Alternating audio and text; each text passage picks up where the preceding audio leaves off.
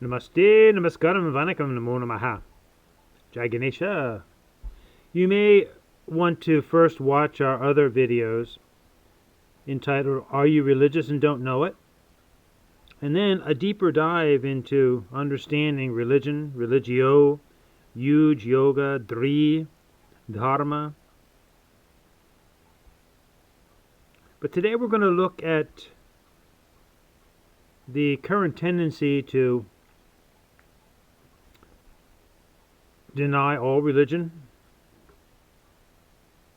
but ironically creating, quote unquote, a new religious organization without even knowing it. So we're going to title this one Miro or Window.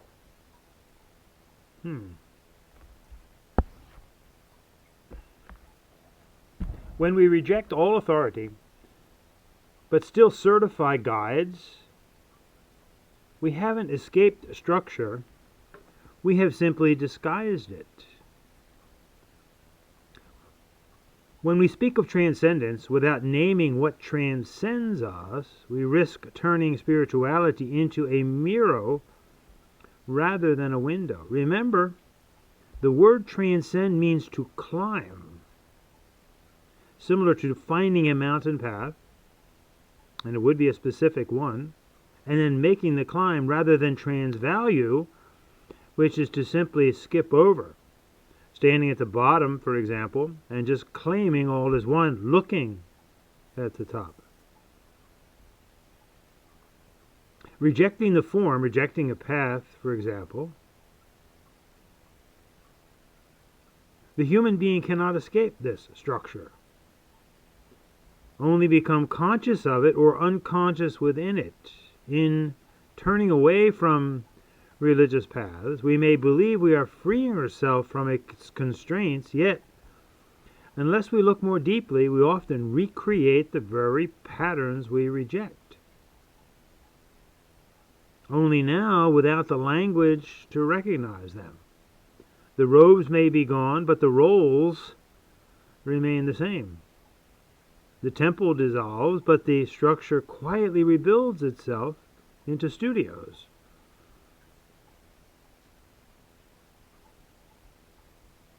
Today, spirituality in the modern world is a powerful movement that's taken shape. And it's one that seeks to free itself from the perceived constraints of religion. Many turn away from dogma, hierarchy, patriarchy, and institutional authority, hoping to rediscover something more authentic, more personal, and less encumbered. The intention is often noble, to strip away what feels rigid or corrupt, of course, and to return to a more direct experience of meaning, truth, and transcendence. Yet, something curious happens along the way. One may reject all authority, but then certify guides. We have not escaped structure, we have simply disguised it. And when we speak of transcendence without naming what transcends us, we risked turning spirituality into a mirror rather than a window. This is the paradox of modern so-called spirituality.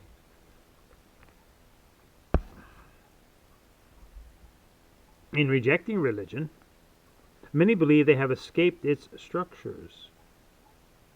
But in reality, they often reconstruct those very same structures, only under new names and softer forms, if you will.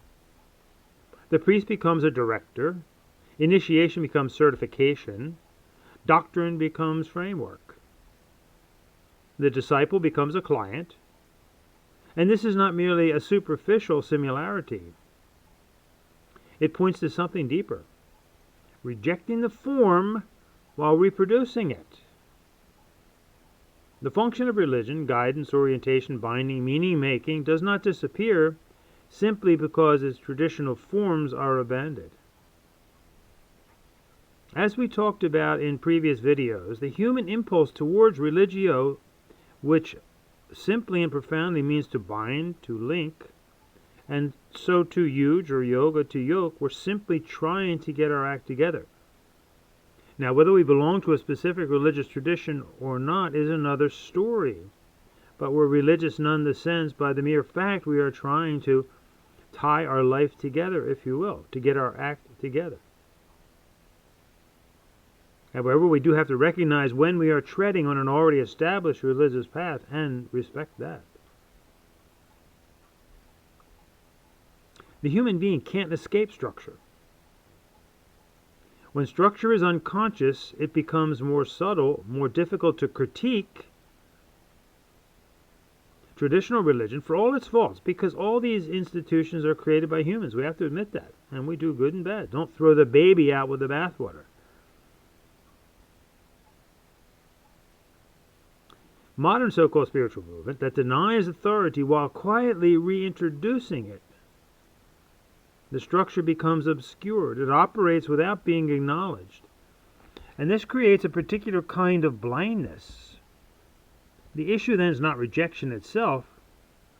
There is wisdom in questioning things, of course, in reform, even walking away when necessary. The problem arises when rejection is mistaken for transcendence, when abandoning a form is confused with seeing beyond the need for form altogether, because the structure returns. In turning away from religion, we may believe we are freeing ourselves from its constraints. Yet, unless we see more deeply, we often recreate the very patterns we reject, only now without the language to describe them. Again, the robes are gone, but the roles remain. The temple dissolves, but the structure quietly rebuilds itself. At the heart of this lies a deeper philosophical question. If we speak of transcendence, what are we transcending? What are we climbing? What path have we chosen? And if spirituality no longer points beyond the self to a truth, a reality, a principle, or a presence greater than individual experience, then it risks collapsing inward. Remember, the very definition of spiritual is incorporeal, behind or beyond the body, mind, and emotions. By definition, it is religio, religion, that provides the methodologies in order for one to transcend. Once you get to the top of the mountain, you don't need the path anymore, but the path was absolutely vital to get there. And of course, if we want to return and perhaps guide others, we still need the path. Now, there's a difference between, obviously, a mirror and a window. A mirror reflects the self back to itself. A window opens onto something greater. Modern so-called spirituality, when untethered from any articulated sense of transcendence, of climbing, risks becoming a hall of mirrors, endlessly exploring experience, identity, and feeling, but never stepping really into and therefore beyond any of them. It may seem psychologically rich and meaningful, but metaphysically very thin. And yet the longing remains. The longing, perhaps, to connect, to bind, to participate in something larger than the isolated self. This longing is not an accident, and it's not a relic of outdated religions. It is a fundamental feature of the human condition. The question then is not whether we will have structure, but whether we are honest enough to see it. The question is not whether we will be guided, but whether we recognize what qualifies guidance. When you climb the mountains, you want a Sherpa who has traveled the entire path. Until then, all these patterns will continue to repeat themselves. The language will change, the forms will change, but the architecture remains the same. And the task, as always, is not merely to reject, but to see. Which leads us to projection versus perception. Power, not gender in our time. Many critiques of religion and tradition are framed through the lens of gender. We're told that structures are male-dominated, that patriarchy has shaped belief, leadership, and authority. There is some truth here, for sure. History offers ample evidence of imbalance, exclusion, misuse of power. But if we stop there, we risk something deeper. We risk mistaking the symptom for the cause. The real issue is not male versus female. The real issue is power, how it's gained, how it's protected, and how quickly it seeks to justify itself. Consider a modern phenomenon. We see the rise of new forms of spiritual authority, certified teachers, certified guides, certified directors. Some may emerge from somewhat traditional lineages, many do not. Yet all carry a similar claim: I am qualified to guide. And here a subtle shift occurs. What begins as a rejection of old authority often becomes the creation of new authority, sometimes without the rigor, discipline, or depth that older traditions always required.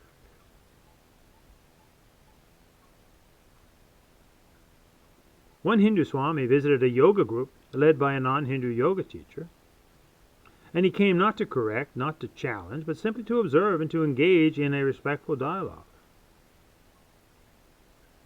Before he could even enter, though, he was stopped at the door. A woman, visibly protective of the space, sharply said, "We don't need any male swamis coming around here telling us what to do." In that moment, something obviously became very clear. It was not a rejection of patriarchy, it was the reassertion of authority, just wearing a different face. This is the pattern we must recognize. When critique turns into exclusion, when protection turns into defensiveness, when identity turns into certainty, when critique turns into exclusion, we have not transcended the structure, we have replicated it.